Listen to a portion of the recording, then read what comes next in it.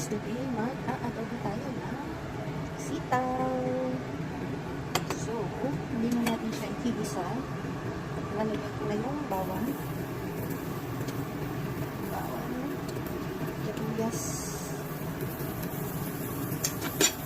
Sibuyas.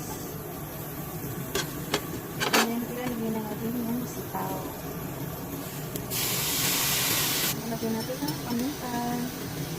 Tapos ito yung sauce niya. This is a soy sauce, vinegar, at saka konting soy sauce.